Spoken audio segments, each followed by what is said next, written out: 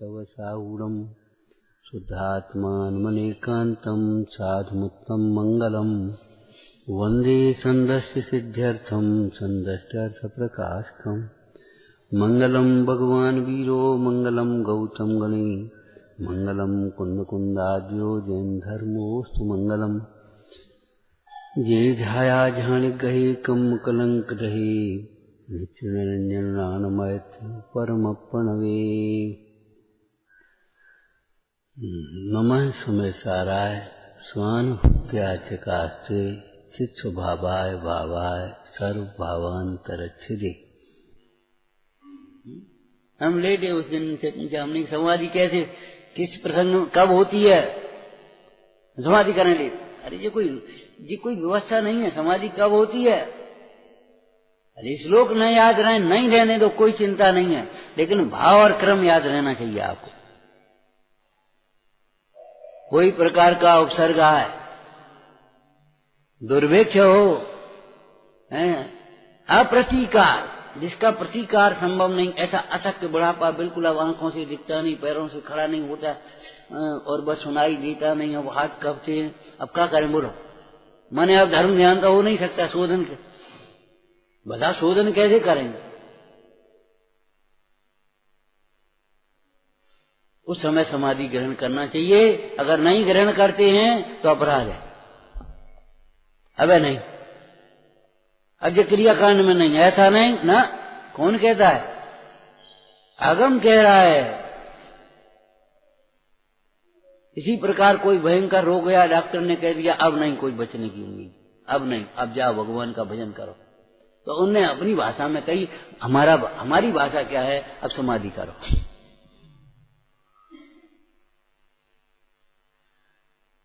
क्यों का उत्तर बताइए आगे क्रम में।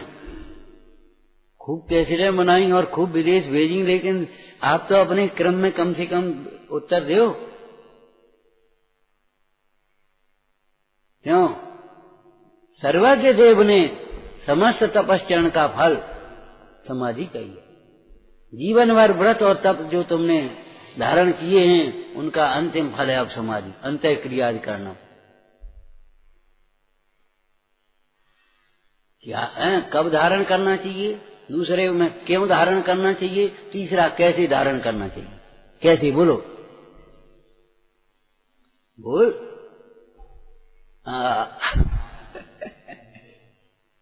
क्या उसमें से क्यों नहीं हमने तो ये 2 दिन कहा और कहा जा करके देख। अरे तुम नहीं बोल पाओगे तुम्हारी ताकत नहीं है उपाधि में पड़े हो बहुत उपाधि में पड़े हो। हाँ वो श्लोक के आधार से पूछ रहे हैं हम उसमें से क्या पढ़ा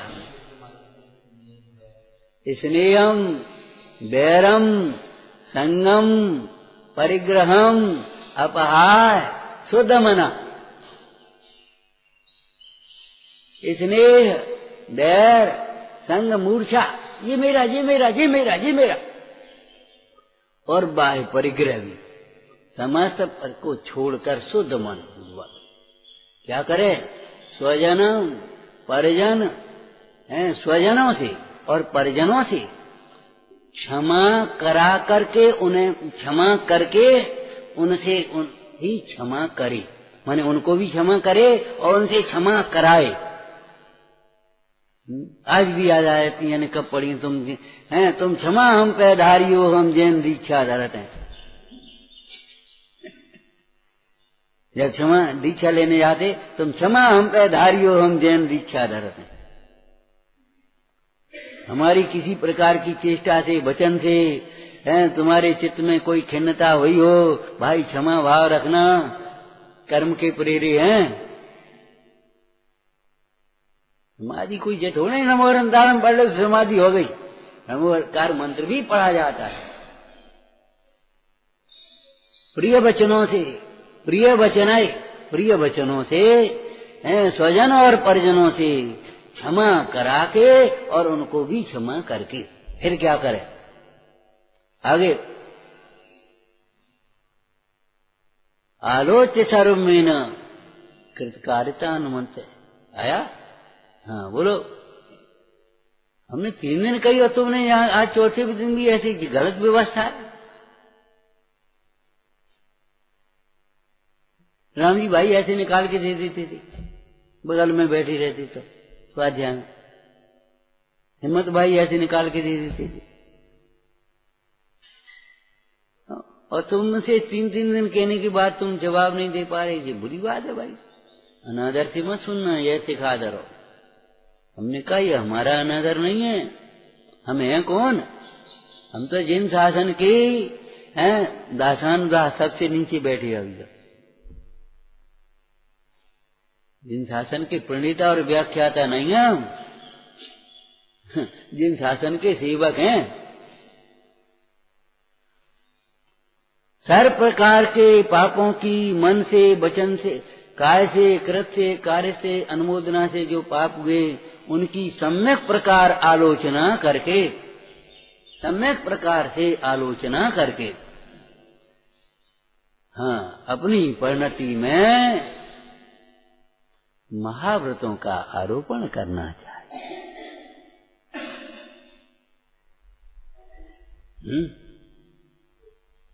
फिर आगे क्या लिखा? आगे के श्लोक में ऐसे स्वाध्याय चाहिए हमको, नहीं रटाई पढ़ाई चाहिए। अभिमान हो जाए उससे, कुछ नहीं, अभिमान आ जाता है, हमको जानते हैं। बाद बाकी काम की बात क्या है? रोटी कैसे बनाई आती है तो हमको ऐसे क्रम में आना चाहिए। पहले कितनी बनानी है, कितने लोगों की भोजन बनना है, क्या बनना है, ये ख्याल में आना चाहिए। और फिर उस प्रकार की समस्त सामग्री है कि इसमें आटा लगेगा, इसमें चिक्का बेलन चाहिए, इसमें थाली चाहिए, इसमें ढांकने की चाहिए, इसमें पतीली चाहिए, इसमें भगोनी चाहिए, इसमें कटोरी चाहिए। ये नहीं एक एक उठा जाके, हमारे चौके की व्यवस्थाएं नहीं है। वहीं अलमारी बना ली, एक एक डिब्बा में से एक एक निकालते गए, सबरे हैं सकरे और झूठे हाथ लगाते गए। ये हमारे चौके की व्यवस्था नहीं है। हमारे चौके माने जैन धर्म की, श्रावकों के चौके की व्यवस्था नहीं है। निकाल करके सब रख दिया और बैठ गए, अब बैठ गए। अब इसके बाद क्या करना, इसके बाद क्या करना, करेंगे तो बाद में, लेकिन नक्शा हमारे ज्ञान में पूरा है। सम्यक दर्शन माने सम्यक दर्शन से लेकर मोक्ष तक का मार्ग उसके ज्ञान में आ गया, ऐसे ऐसे दिख रहा है। इसके बाद ये होगा, इसके बाद ये दशा आएगी, इसके बाद ये परिणाम आएंगे, इसके बाद ये होगा। और एक भावों की अलग बात है कि अब कर्म का उदय आएगा तो उपसर्ग होंगे, लेकिन उपसर्ग होंगे तो उसके ज्ञान में ये बात है कि उपसर्ग होंगे तो हम इस प्रकार से चिंतन करेंगे। वो कौन सा बादशाह हुआ है, वैसे तो बहुत विचित्र, कठोर, क्रूर, बम पटकने वाला, लेकिन उसकी प्लानिंग कैसे चलती थी। रात को सो रहा, वो सेनापति आया, सर वो वहां सेना, उन्होंने कहा फलाने नंबर का नक्शा निकालो, पुल तोड़ दो। नक्शा रखा है वहां से, अगर इस समय आए तो ये किया जाए। देखी जाएगी, अरे देखी नहीं आएगी, कुमरण हो जाएगा। देखी जाएगी, बर्बाद हो जाओगे। चोर घुसेगा तो देखी जाएगी, अरे चोर घुसे लूट ले जाएगा, फिर का देखी जाएगी। विषय चोर घुसाएंगे अगर तुम्हारे जीवन में नियम संयम नहीं होगा तो देखी जाएगी, देखी का जाएगी, घुसे ही आएंगे। तो फिर शोक को, हाय अब क्या करें, अब छूट रहो सब। जैसे वो मिथ्या दृष्टि देव होते ना, 6 महीना आयुष रह गई, तन की माला मुरझा गई, तब नाना विध करत बिलाप। क्या बिलाप? हाय भोग छूटे हैं ये आप, अब ये स्वर्ग छूटेंगे, अब ये देवांगना छूटेंगी, अब ये कल्पवृक्ष छूटेंगे, अब कहाँ जाएंगे? ओ भैया माता के गर्भ में, ओ वहां मेरी कोठरी में भैया, फिर का होएगो, अरे रे कहा से तुझे पेड़ तो अच्छे, और जाकर के एक इंद्री की आयु बांध देता, सब नहीं क्या अच्छे। अरे ये तो जैन दर्शन की बात है हरे भरे पेड़, हरे भरे खेत, अरे क्या बढ़िया बगीचा है, क्या बढ़िया खेत है, ऐसी भावना भी मत करना कभी।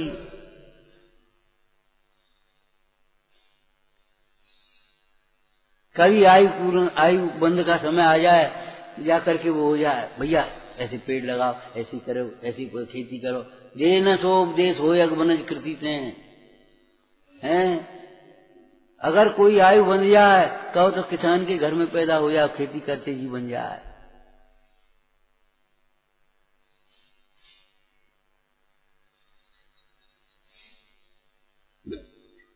पर हर समय नहीं, हर एक को नहीं होता बंद, लेकिन अगर मान लो उस समय कोई बंद का समय आ जाए और बंद जाए, तो जाकर के कहाँ पैदा हो जाओगे। अंतर में सदैव भयभीत रहना पाप से, पाप भीरु। इसलिए हमने लिखा है कि भेद ज्ञान सदैव, काम सब समय पर, लेकिन भेद ज्ञान तो हर समय रखना। किसके लिए क्या कर रहे, किस शरीर के लिए तुम कर रहे हो। हिरनी के पीछे शिकारी भगा, उसने तीर मार दिया, रक्त टपकता गया, खून टपकता गया, और वो झाड़ी में जाकर के घुस गई। पहुंच गया शिकारी भी ढूंढते ढूंढते, शिकारी से कहा, लेखक कहते हैं, कवि कहते हैं, हिरनी क्या कहेगी, हे शिकारी तू मुझे मार दे, हम ये कुछ नहीं कहेंगे, लेकिन ये बता हमारा पता तुझे किसने बताया कि झाड़ी में छिपे। हमारे शरीर से निकले हुए रक्त टपकता गया, जब अपना खून ही अपनो नहीं है। कौन के लिए तू हिंसा कर रहा है, पाप कर रहा है। जिस शरीर की रक्षा के लिए हम ऐसे भगते फिरे और छिपते फिरे, वो शरीर के रक्त नहीं उसका पता दिया। किसके लिए।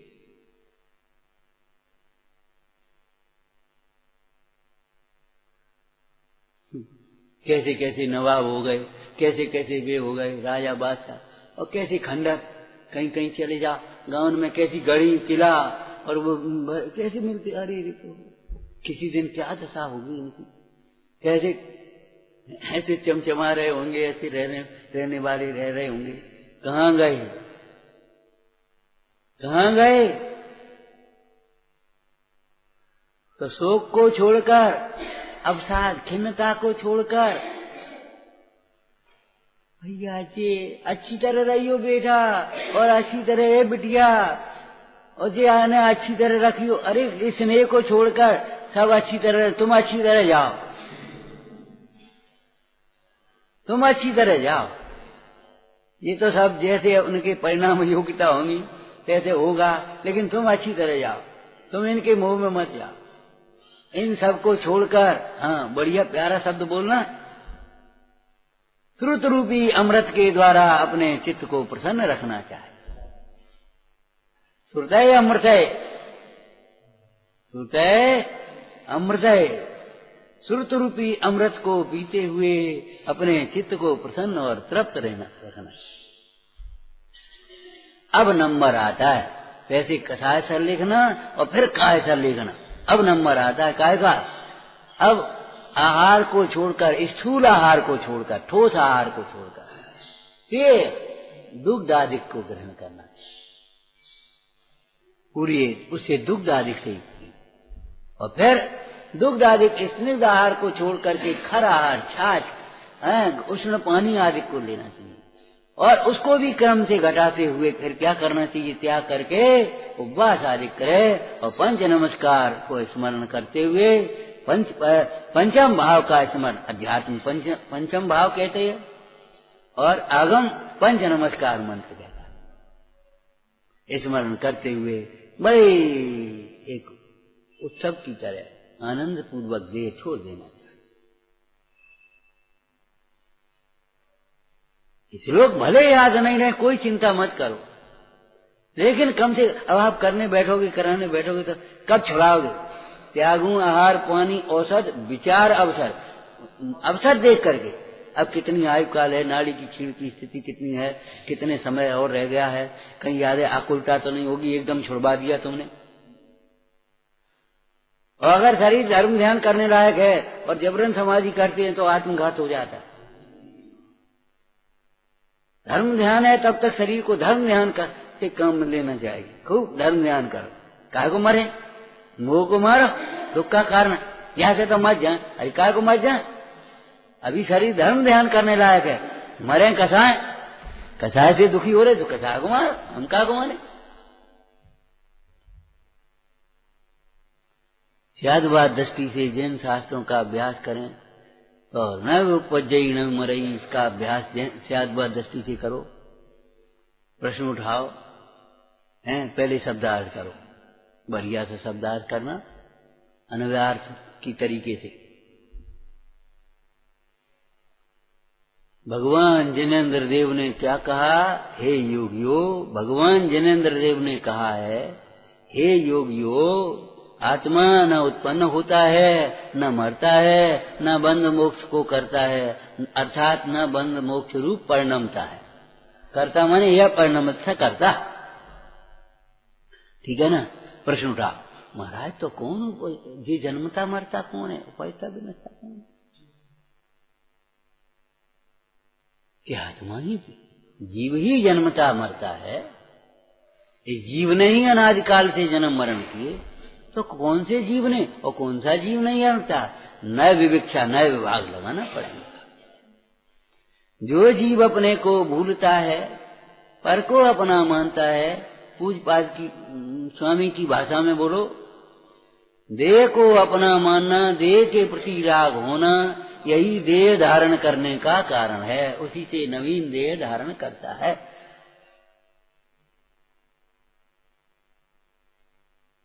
जो अपने को भूलता, आखिर वो है कौन, वो भी तो जीव ही है। तो कौन सा, अशोधन ऐसे, शोधन ऐसे देखा जाए तो भाव से देखा जाए तो जन्मता मरता नहीं है। और हमें भी जन्म मरण करना इष्ट नहीं है, क्योंकि जन्म मरण दुख रूप है।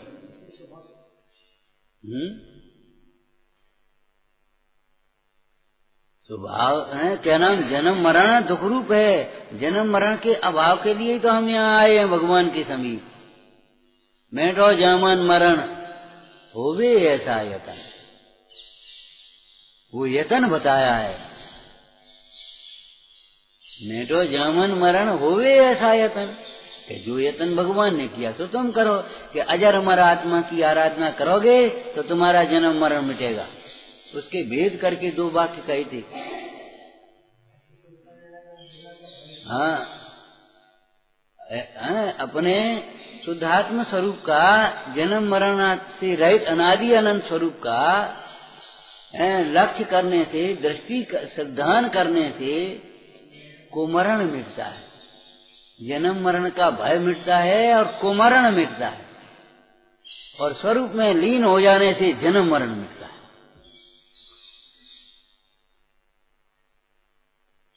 जन्म मरण से डरोगे तो भी मरोगे, निर्भय रहोगे तो मर करके भी नहीं मरोगे। अगर निर्भय होगे तो मर करके भी अमर हो जाओगे, और अगर भयभीत रहोगे मरण से तो भैया बिना मौत मरे। लोक में कहा भैया वो बिना मौत मरेगा, बिना मौत,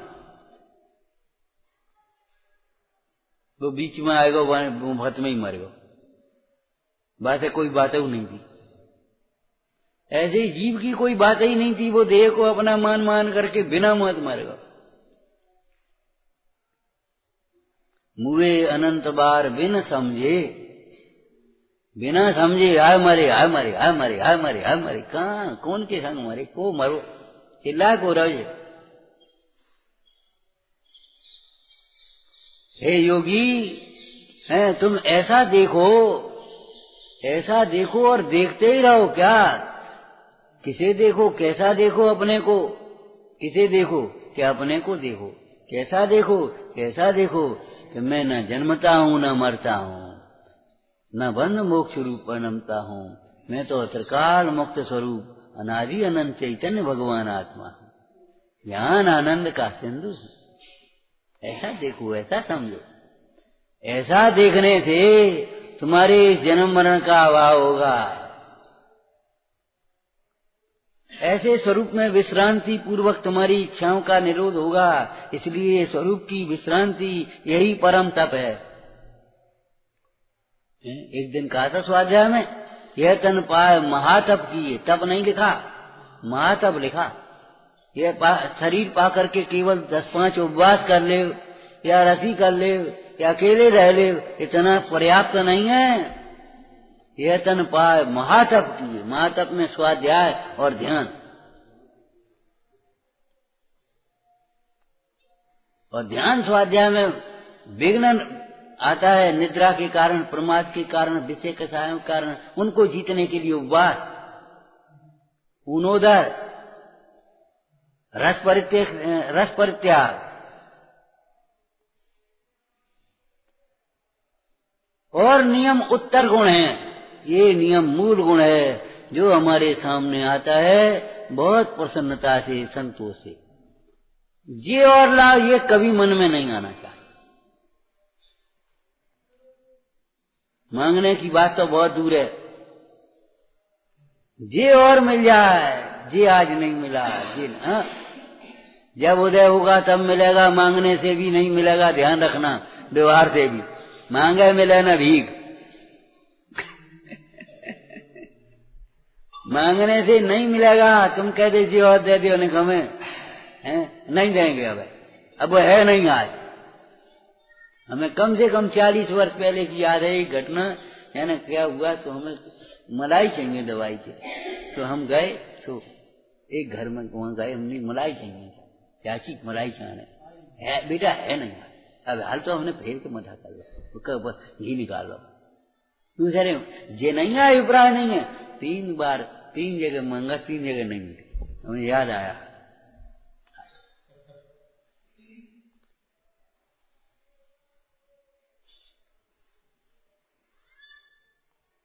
मांगने पर भी पाप पुण्य उदय नहीं हो तो नहीं मिलता, और पुण्य उदय हो तो बिना मांगे मिलता है। पुण्य उदय में क्या व्यर्थ है, पाप उदय में क्या व्यर्थ है। कभी मत सोचना जी हमको ये ले आओ। अरे क्यों, वो जरा अच्छा नहीं लगता, जरा मन अच्छा करो। वो आत्मन, तूने पशु बन करके कितनी बार भूसा खाया है।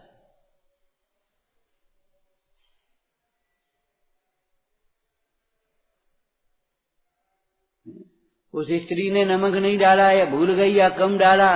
एक दिन उसने कहा अपने पति से, क्यों भोजन ठीक ढंग से क्यों नहीं करते, क्या बात है। बोले नमक कम है, तुमने कहा ही नहीं कुछ। बोले क्या कहते हैं। अरे कभी कोई है, हम सोचते हमारी पत्नी बड़ी विवेकी है, आगे की सोच करके करती है। कहूँ हाई ब्लड प्रेशर हो जाए, कहीं कुछ हो जाए तो बिना नमक का खाना पड़ेगा कि नहीं। अरे अभ्यास हो रहा है, क्या परेशानी हो रही, बहुत क्या दिक्कत हो रही।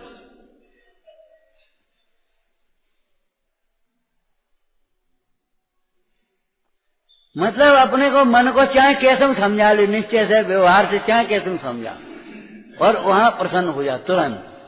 ठीक है, कोई बात नहीं। कितना खाया उस समय आत्मा को अरस अरस देखो।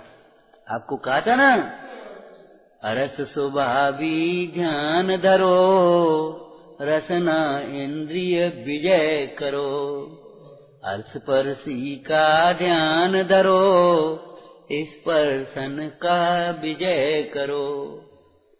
है अगंध स्वभावी ध्यान धरो, घ्राणेन्द्रिय को विजय करो। है सहज अरूपी सदा अरूपी ध्यान धरो, चक्षेन्द्रिय को विजय करो। चक्षेन्द्रिय पर विजय करने के ये अंतरंग उपाय है। अच्छा नहीं लगता, अच्छा लगता है, ये तुम्हारी तो कल्पना है, कल्पना ही तो है। अच्छा क्या, दूसरे को बहुत अच्छा लग रहा है, वो अपने आराम से खा रहा, और तुम्हें अच्छा नहीं लग रहा, इसका मतलब तुम्हारी ये कल्पना उठ गई कुछ। सरस अन्न में हर्ष न रजकण। सरस हो तो हर्ष की बात नहीं है, और नीरस हो तो विषाद की बात नहीं है। अवक्ष हो तो त्याग देने की बात है, भक्ष को ग्रहण कर लेने की बात।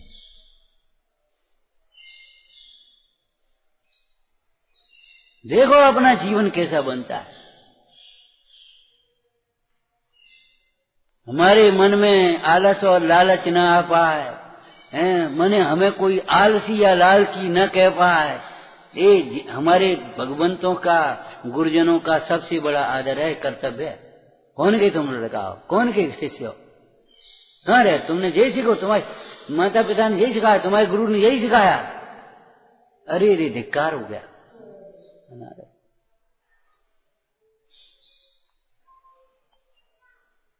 विचारना, आत्मा ही जन्मता मरता है, अपने स्वरूप को भूल करके बंध रूप परिणमता है, और जब वही आत्मा अपने स्वरूप को जानता है तो फिर जन्म मरण से रहित मुक्ति को प्राप्त होता है। विचारना। सहजानंदी शोध स्वरूप अविनाशी में आत्म स्वरूप, सहजानंदी शोध स्वरूप अविनाशी में आत्म स्वरूप, सहजानंदी शोध स्वरूप अविनाशी